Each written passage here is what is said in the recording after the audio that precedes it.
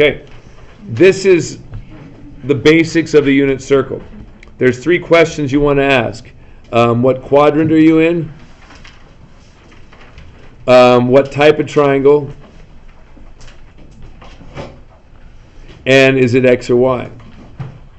Okay, those 3 questions, if you can answer those questions, you can do any of these problems. 120 is in what quadrant? It's the second quadrant, okay? What type of triangle is formed when you're looking at 120? It's a tall. The only time it's going to be a medium is if what's the case?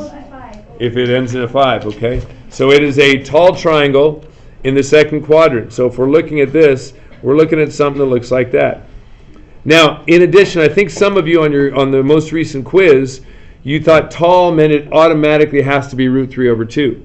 But a tall triangle is only going to be root 3 over 2 when we're talking about the sine. So that's the case here. And the answer is the square root of 3 over 2.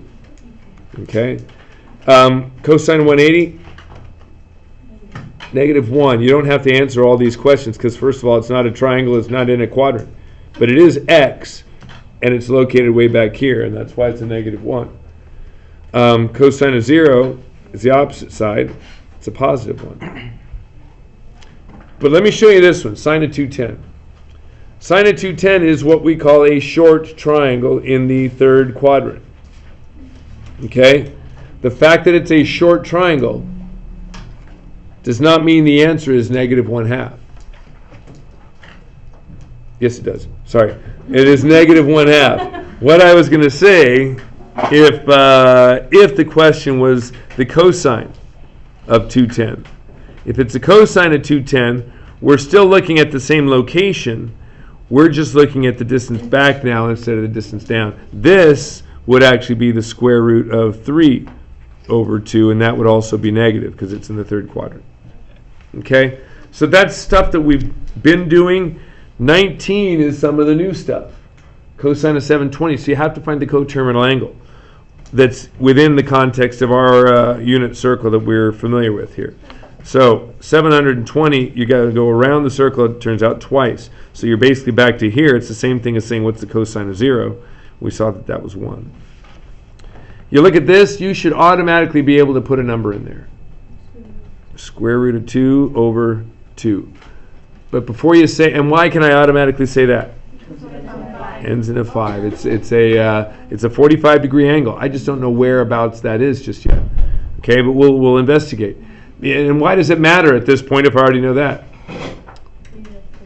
Plus or minus, exactly. So you go around, and unit circles, we'll get to that. 495 is too many rotations for us to be familiar with. So if we go back it up 360 degrees, there's a 5, there's a 3, there's a 1. We're looking at 135, which is the middle of that second quadrant. So since it's cosine, we're looking at the x value, and x is negative in the second quadrant. 870, and one thing you may just want to consider when you're starting to do these, if it's more than 720, then take that away. I mean, you can take 360 away twice, but it's going to be quicker to say 870 minus 720 is equal to 150. And if it's 150, it's in the same quadrant that this one was, but now it's a sine. And 150, it's short, so therefore it is positive 1/2, because you're going up the short distance to get to 150. Whoa, 1350. Well, 3 rotations around the unit circle is going to be 1080. So if you take 1350 minus 1080, you got your 0, you got your 3, you got your, 3. So 330 is going to be another short triangle, but down in this fourth quadrant.